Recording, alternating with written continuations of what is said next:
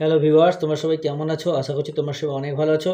আজকে আমি তোমাদেরকে ষষ্ঠ শ্রেণী গণিত প্রবাহ এই বইটির 246 নম্বর পৃষ্ঠার নিজে করে 21.3 1, 2, 3 এই তিনটে দাগের অঙ্কগুলো সুন্দর করে বুঝিয়ে সমাধান করে দেখাবো। তোমরা ভিডিওটা প্রথম থেকে শেষ পর্যন্ত মন দিয়ে দেখতে থাকো, ঠিক আছে? এর আগের যতগুলো পৃষ্ঠা রয়েছে আমি কিন্তু প্রত্যেকটা পৃষ্ঠা অঙ্কগুলো সুন্দর করে বুঝিয়ে সমাধান করে দিচ্ছি। যে সমস্ত ভাই বোনেরা এখনও পর্যন্ত দেখোনি, আজকের ভিডিও ডেসক্রিপশন বক্সে দেওয়া প্লেলিস্ট লিঙ্কে ক্লিক করে ভিডিওগুলোকে দেখে নেবে, ঠিক আছে?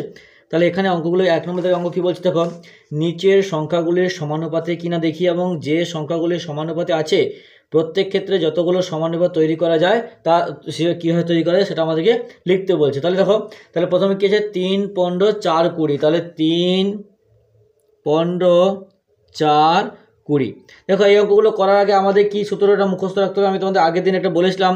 তার কি, প্রথম পদ ইন্টু চতুর্থ পদ, প্রথম পদ ইন্টু চতুর্থ পদ, তারপর দ্বিতীয় পদ ইন্টু তৃতীয় পদ, ঠিক আছে? এই সূত্রটা আমাদের মুখস্থ রাখতে হবে।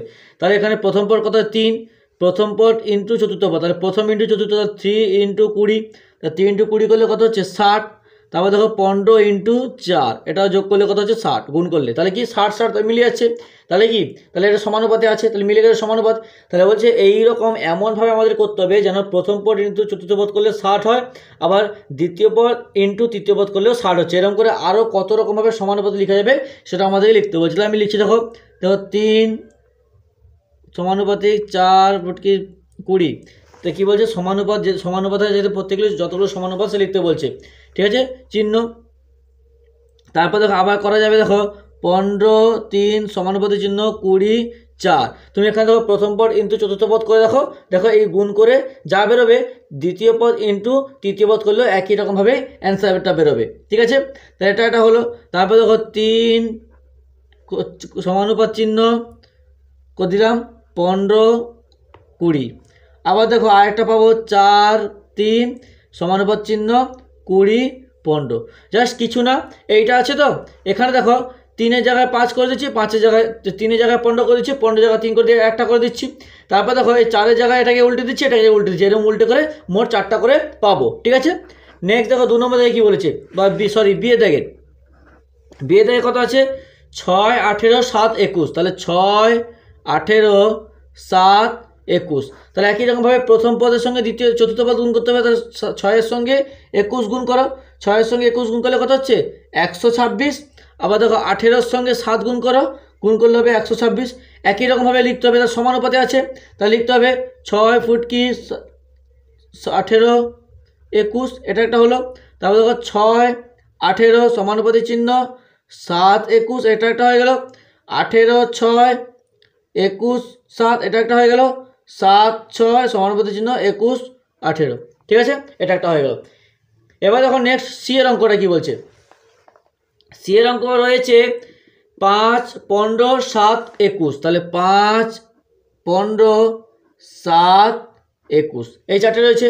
তাহলে প্রথম পদের সঙ্গে চতুর্থ পদ গুণ করো, 5 ইন্টু 21 করলে কত হচ্ছে 105। তারপর 15 ইন্টু 7 করলেও কত হচ্ছে 105। তাহলে দুটো সমানুপাতে রয়েছে, সমানুপাতে রয়েছে, তাহলে যতগুলোভাবে সমানুপাত করা যায় আমাদের সেটা করে দিতে হবে। এত ইজি অঙ্ক। 5 চিহ্ন 15 সমানুপাতি চিহ্ন 7, 21। তারপর দেখো এটা একটা হয়ে গেল, ঠিক আছে? তারপর দেখো তোমরা পেয়ে যাবে 5, 7 সমানুপাতি চিহ্ন তোমার 15, 21। তারপর দেখো 7, 5 সমানুপাতি চিহ্ন 21, 15, এটা একটা পেয়ে যাবে। এবং 15, 5 সমানুপাতি চিহ্ন 21, 7, এটা একটা পেয়ে যাবে। এবার দেখো আমি এখানে দেখো জি এর অঙ্ক করে দেখাচ্ছি, বাকিগুলো কিন্তু তোমার নিজেরা বাড়িতে বসে করবে। এখানে কী বলছে, নিজে 4টি ধনাত্মক পূর্ণ সংখ্যা বসাই, নিজের থেকে 4টি ধনাত্মক পূর্ণ সংখ্যা আমাদেরকে লিখতে বলেছে, ঠিক আছে? আমি ধরো নিজের থেকে 4টি লিখে দিলাম, ধরো 7 নিলাম, 21 নিলাম, তোমার 4 নিলাম এবং 12 নিলাম। তাহলে 7-এর সঙ্গে 12 গুণ করো, করলে কত 84 হচ্ছে। আবার 21-এর সঙ্গে এটা জি এরটা আছে না, সরি এটা জি এর অঙ্ক, ঠিক আছে? জি এর অঙ্ক, আমি জি এর অঙ্ক করাচ্ছি। জি এর অঙ্কে দেখো তোমার নিজে থেকে একটা নিজের থেকে একটা সংখ্যা নিতে বলছে। আমি ধরে নিলাম 22, 11 সমানুপাতি চিহ্ন 4, 2। তাহলে দেখো, তাহলে 22কে 2 দিয়ে গুণ করলেও 44 হচ্ছে, আর 11কে 2 দিয়ে 4 দিয়ে গুণ করলেও 44 হচ্ছে, তাহলে দুটোই 44 হচ্ছে, তাহলে সমানুপাতে আছে। তাহলে বাকি যাবো যতভাবে লেখা যায় লিখে দিতে হবে। 11 1 22 সমানুপাতিক চিহ্ন 2 4, এটা একটা হলো। তারপর 4 22 সমানুপাতিক চিহ্ন 2 11, এটা একটা হয়ে গেল। 11 2 সমানুপাতিক চিহ্ন 22 4, এটা একটা হয়ে গেল। 4 2 সমানুপাতিক চিহ্ন 22 11, এটা একটা হয়ে গেল। বুঝতে পেরেছো? এবার দেখো নেক্সট 2 দাগের অঙ্কগুলো কি বলেছে। 2 দাগে একটা দুটো অঙ্ক করে দেখাচ্ছি এবং 3 দাগে একটা দুটো অঙ্ক করে দেখাচ্ছি, বাকিটা কিন্তু তোমরা নিজেরা করবে, সেম টু সেম একই টাইপেরই অঙ্ক, ঠিক আছে? তাহলে 2 দাগে কি আছে, 3 5 3.5 7, 2, 4, তাহলে 3.5 7, 2, 4, তাহলে এটাকে আমরা সাজিলে 3.5 সমানুপাতিক চিহ্ন 7 সমানুপাতিক চিহ্ন 2 4। তাহলে আমরা কি করব, তাহলে প্রথম পদ ইন্টু চতুর্থ পদ, এর সঙ্গে 4 গুণ করব, গুণ করে দেখবে তোমরা 14 পাবে, ঠিক আছে? আর 7-এর সঙ্গে 2 গুণ করলেও কত হচ্ছে, 14 হচ্ছে। তাহলে সমানুপাতে আছে। তাহলে কীরকমভাবে যেমন করে সমানুপাতে বাকিগুলো লিখতে বলছে আমি লিখে দেবো। দেখো 3 ফুটকি চিহ্ন 7 সমানুপাতিক চিহ্ন 2 4, এটা একটা হয়ে গেল। দেখো এবার দেখো এটাকে এটা উল্টে দাও, ধরো আমি এটা করলাম, এটাকে এখানে করলাম 7 2 এই 3.5টাকে লাস্টে করলাম, এটা একটা হয়ে গেল। তারপর দেখো এই দুটোকে আমি উল্টে দেবো, ধরো 4 2 7-এর জায়গায় 2 করলাম, 2 থেকে 7 করে দিলাম, 7 3.5, এটা একটা করে দিলাম, ঠিক আছে? এরকম করে কিন্তু হবে, ঠিক আছে? তারপর দেখো তুমি তারপর কিছু 14 করতে হবে, তো তারপর তুমি দেখো 7-এর জায়গায় 2 করে দিছ, তারপরে ধরো 2 প্রথম পদ, তোমার প্রথম পদ 3 7 এটা করে দিলাম, তারপর 3 ফুটকি 5 2 7 4, এটা একটা হয়ে গেল, ঠিক আছে? এরকম করে অঙ্কগুলো করবে। নেক্সট দেখো 2-এর বিয়ের কি বলেছে, 2-এর বিয়েটাকে অঙ্ক করে দেখাচ্ছি আমি। দেখো 2-এর তোমার বি সোজা আছে, সি এরটা একটু কঠিন আছে, সি এরটা করে দেখাচ্ছি। দেখো 0.35, তাহলে 0.35 1.05 0.09 0.27, তাহলে প্রথম পদ ইন্টু চতুর্থ পদ, তাহলে 0.35 ইন্টু 0.27, তাহলে এটা গুণ করলে হবে 0.0945, তারপর 1.05 ইন্টু 0.09 করলে হচ্ছে 0.0945। দেখো একই রয়েছে, তাহলে একই রকমভাবে সমানুপাতে রয়েছে, মানে আমাদেরকে আবার লিখতে হবে। তাহলে কীভাবে কী কতগুলো হতে পারে, 0.35 চিহ্ন 1.05 সমানুপাতিক চিহ্ন 0.09 0.27, এটা একটা হয়ে গেল।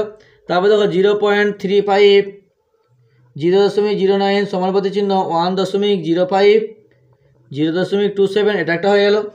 তারপর 1.05 0.35 সমানুপাতিক চিহ্ন 0.27 0.09, লাস্ট 0.009 0.35 সমানুপাতিক চিহ্ন 0.27 1.05, এরকম করে কিন্তু 4টা বের করতে হবে। এমন করে তোমাদেরকে সাজাতে হবে, তোমরা নিজেরাও সাজাতে পারবে, এমন করে সাজাবে যেন প্রথম পদ ইন্টু চতুর্থ পদ যেটা করলে, যেটা গুণ করলে যেটা হয়, দ্বিতীয় পদ ইন্টু তৃতীয় পদ করলেও গুণ করলেও সেম টু সেম হয়। এরকম করে তোমরা সাজাতে পারলে অঙ্কগুলো একদম ইজি।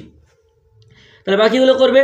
3 দাগের একটা দুটো অঙ্ক আমি করে দেখাচ্ছি। দেখো তাহলে 1/2, দেখো একটাই করেছি 1/2 1/3 1/4 1/6, একই রকমভাবে তাহলে 1/2 ইন্টু 1/6 করে কত হচ্ছে 1/6, তারপর কত 1/3 ইন্টু 6 দুগুণে 12 হচ্ছে, 1/3 ইন্টু 1/4, তো 1/4 3 12, দেখো 1/12 1/12 একই রকম আছে, তাহলে একই রকমভাবে আমরা সাজিয়ে নিতে পারবো।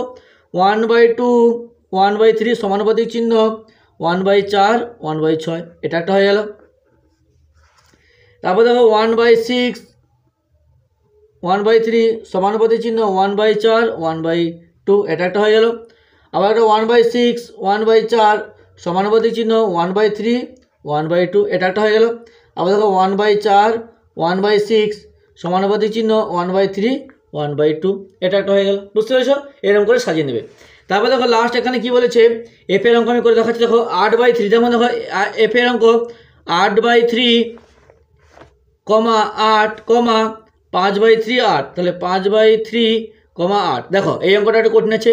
তাহলে দেখো প্রথম পদ ইন্টু চতুর্থ পদ, তাহলে প্রথম পদ কত হচ্ছে 8/3 ইন্টু 8, এই 8টা কিন্তু উপরের সঙ্গে গুণ হবে, তাহলে 8 আসছে কত 64, 64 ডিভাইডেড বাই 3, আর এটা 8 5 40, 40 ডিভাইডেড বাই 3 হচ্ছে। দেখো দুটো কিন্তু মিলছে না, তাহলে সমানুপাতে নেই, আর সমানুপাতে নেই মানে বাকি, তাহলে এগুলো কিন্তু বেরোবে না, বুঝতে পেরেছো?